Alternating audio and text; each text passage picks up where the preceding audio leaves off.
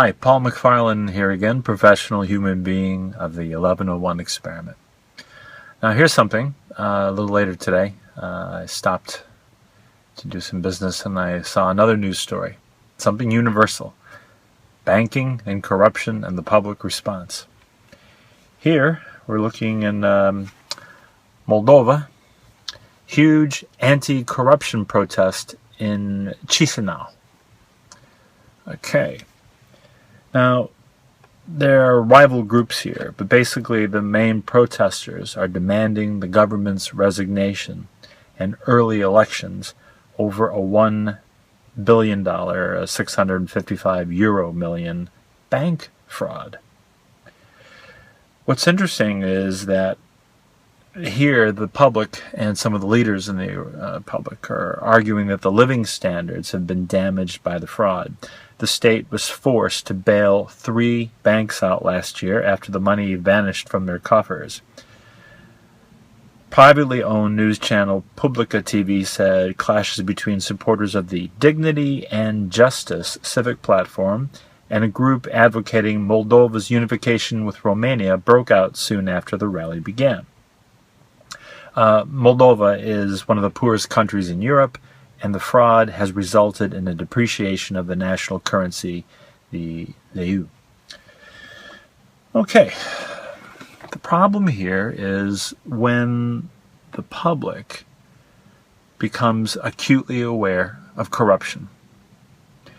And the term corruption seems to be almost exclusively used where there is great power that is gathered. We generally don't talk about the corruption of the poor. Not much. We generally talk about the corruption of government, of military, of financial sectors.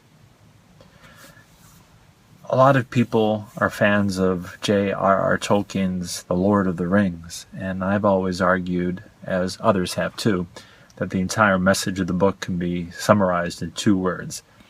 Power corrupts. So if power corrupts, or power potentially corrupts, shouldn't we look at the nature of what power is and the nature of corruption and the perception of corruption?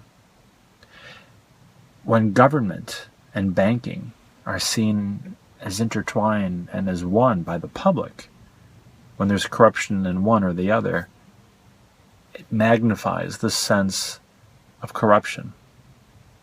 Because when that happens and a currency is devalued, living standards drop, people can't borrow money anymore, wages fall, whatever. All you need is that universal gathering of protest around the concept called corruption. In the United States, the Democratic Socialist candidate Bernie Sanders is gathering lots of energy around the acute awareness of corruption, of the political process, of Wall Street, and politics itself. So here in Moldova, which some of the people are seeking a unification with Romania, and what's interesting, see, in Europe, it's so much more of a European Union issue, because it says here, a leaked report last week said that a 28-year-old businessman, Ilan Shor, was the main coordinator and beneficiary, but in an exclusive BBC interview he proclaimed his innocence. It says here, much of the money passed through UK companies. So the sense of corruption being felt in Moldova, bank fraud, government passing through UK companies, it makes this rather messy situation even more untenable, more frustrating, more complex, more complicated for the public at large. So the idea of corruption, rooting out corruption, demanding the government resign, a sense of public embarrassment, of shame, and of suffering, all around corruption. So, if power corrupts, if